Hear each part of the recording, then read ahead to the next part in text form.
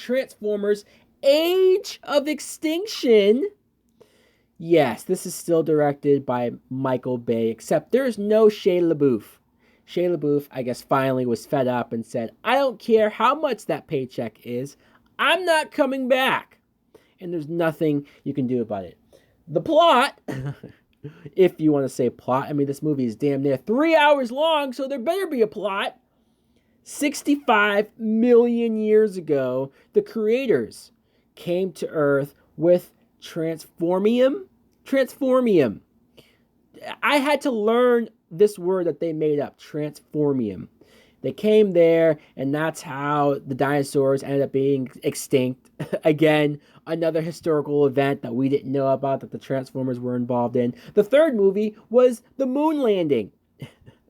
But hey, we didn't know about that. The government now in present day is anti-Autobots.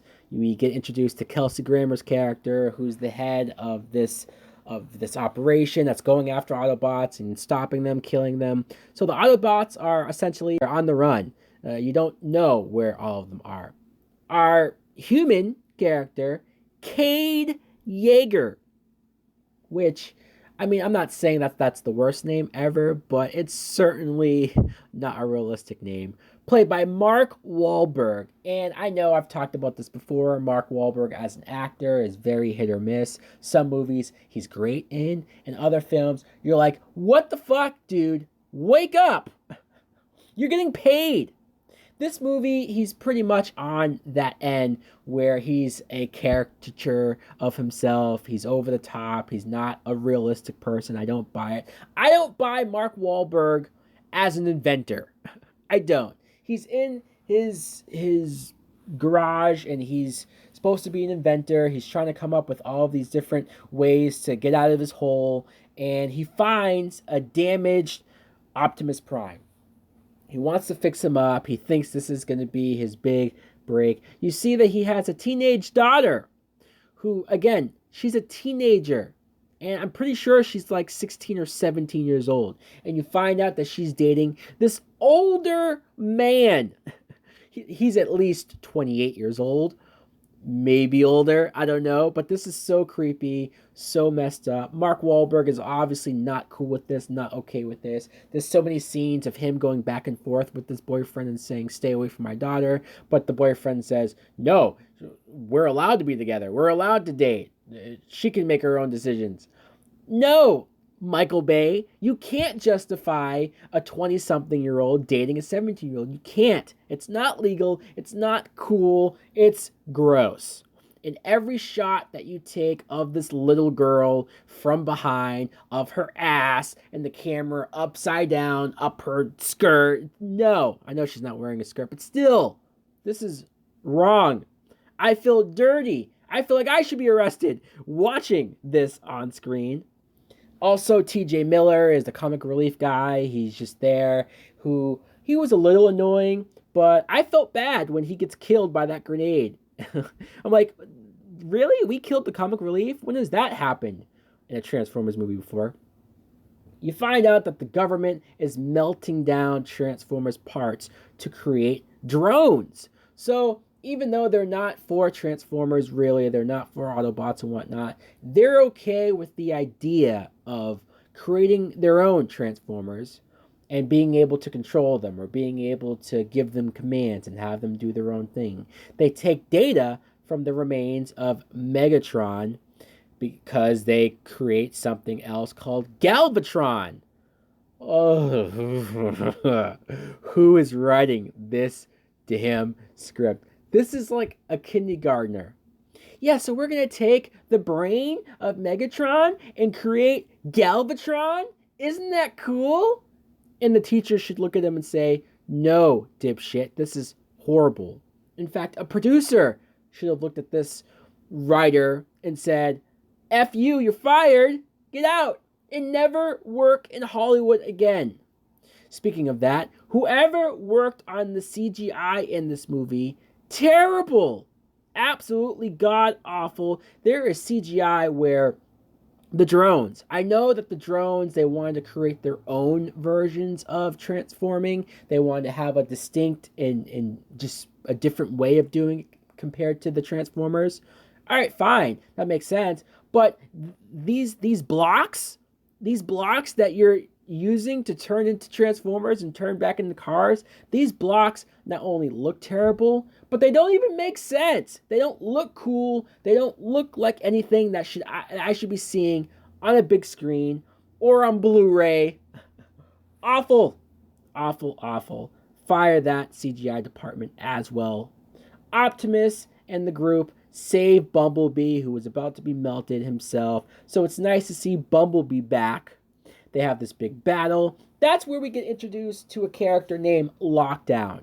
Because we need more plot, more characters, and more villains like Lockdown, who is a bounty hunter, and he's a robot. He kidnaps Optimus and the daughter character, because that's what we need. The only way for the audience to be invested in anyone being kidnapped isn't Optimus. No, we have to have the human, the daughter, somebody for Mark Wahlberg and the pedophile boyfriend to go after.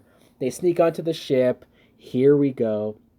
We find the Dinobots, which I remember the marketing, the trailers, the posters were heavily promoting Dinobots. It was a huge thing. People were freaking out over it. Oh, they're finally bringing in the Dinobots. This is going to be awesome. This is going to be cool. This is going to be badass. And I swear they're only in this movie for like one scene. They show up. Optimus Prime rides a T-Rex Dinobot. And then that's really it. They don't get anything more cool to do. It all seemed like a big ploy. It seemed like a waste of time. It seemed as if we came to the theater to see Dinobots, to see them do some cool ass stuff, some new stuff with it. And the producers, the company, the studio laughed and said, "Haha, sucker, now strap in and watch our shit." Because that's at least how I felt. It's revealed that Megatron purposely created Galvatron. He used the humans to let this thing be created so that he himself can come back online and use the drones to start destroying Hong Kong.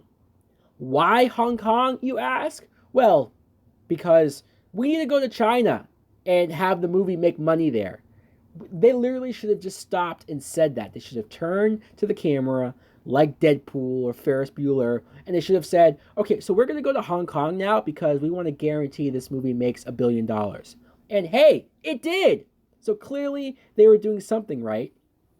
We get introduced to Stanley Tucci as Joshua. He's the guy who created the drones, and Stanley Tucci, great actor, obviously. I can name 10 movies right now where he's amazing and where he's a shining bright spot of that film. But this movie, he's just annoying. He's the business guy who's there to be in the background and yell and be the goofy one and basically be like John Turturro was. So great paycheck. I hope it was worth it. I hope the check cleared. Optimus Prime tells the Autobots not to help the humans anymore, and for once, I don't blame him. I know this shouldn't be something Optimus ever says. He shouldn't give up faith. He shouldn't give up on humanity. He should be the one character who is willing to always do the right thing no matter what, no matter how many humans are assholes to them. But honestly, the humans are such assholes to them that I don't blame him for saying F you and letting them get killed. Who cares?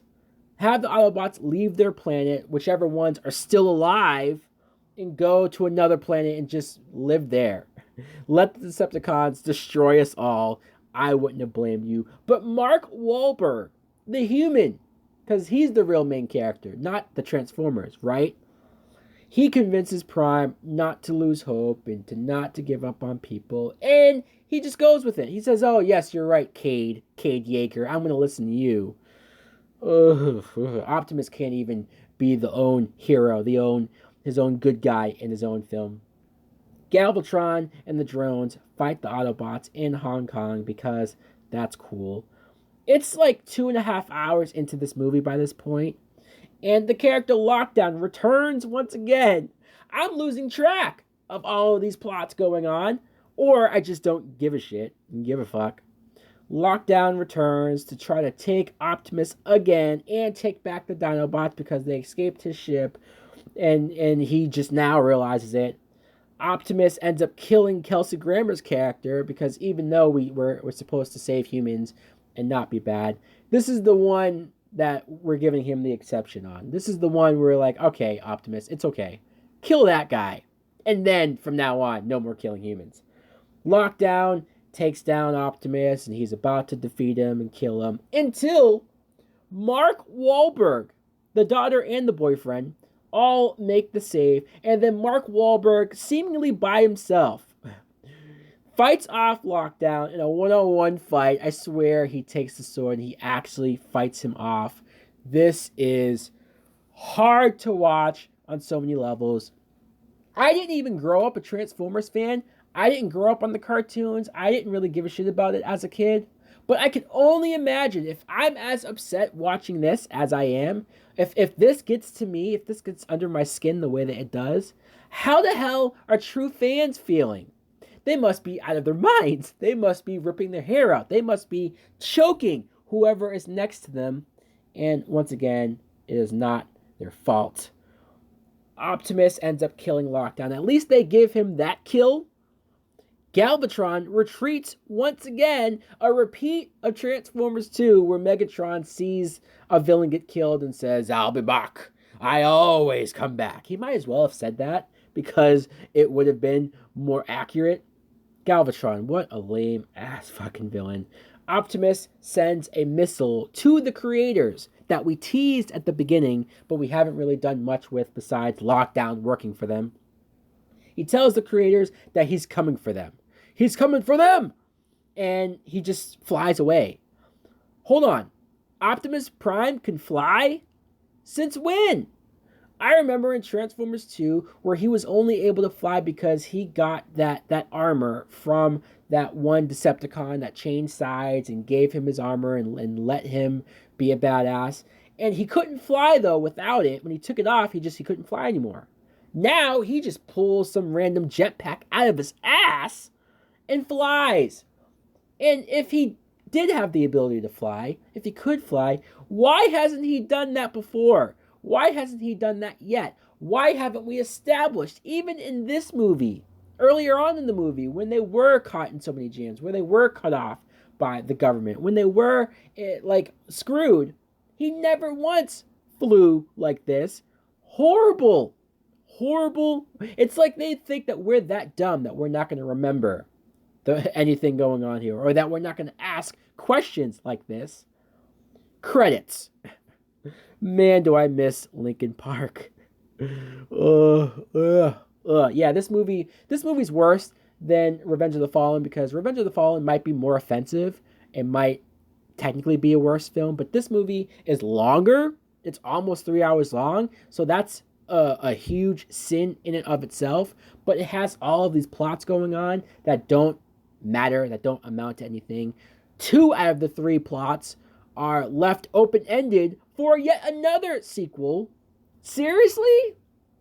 And you somehow gave me human characters, gave me a bunch of human characters that make me long and miss Shia LaBeouf. I would go down and say that this is the worst Transformers movie of all time, but they made another one.